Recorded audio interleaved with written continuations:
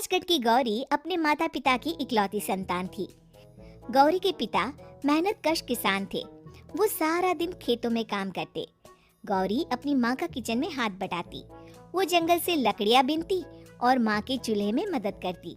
एक दिन वो जंगल में लकड़ी बीनने गई थी कि तभी उसे रोने की आवाज आती है।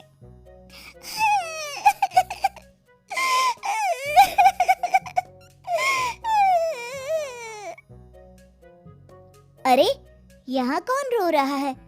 इस जंगल में भला किसी के रोने की आवाज? जरूर कोई जंगल में फंस गया होगा।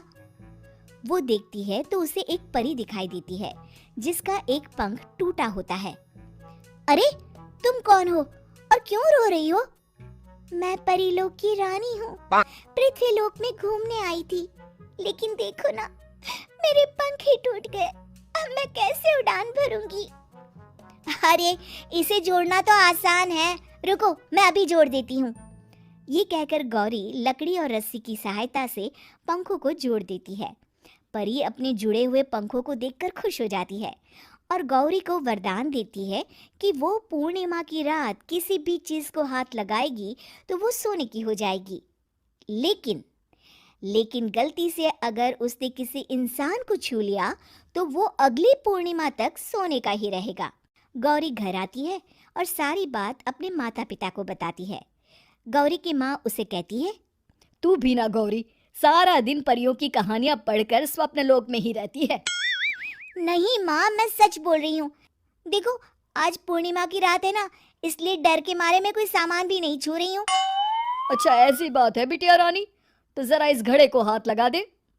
गौरी घड़े को जैसे ही हाथ लगाती है वो सोने का हो जाता है।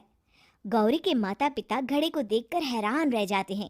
अगले दिन गौरी के पिता उस घड़े को सुनार के पास बेचने जाते हैं तो रास्ते में उन्हें कंचा काकी मिलती है।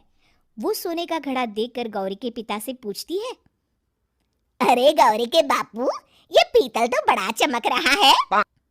अरे काकी, ये पीतल नहीं, सोना है, सोना। बेचने ले जा रहा हूँ। अरे कहीं कोई लॉटरी लग गई है क्या? इतना सोना? गौरी के पिता काकी को गौरी को परी द्वारा दिए वरदान के बारे में बताते हैं। काकी गौरी के पिता की बात सुनकर सोच में पड़ जाती है।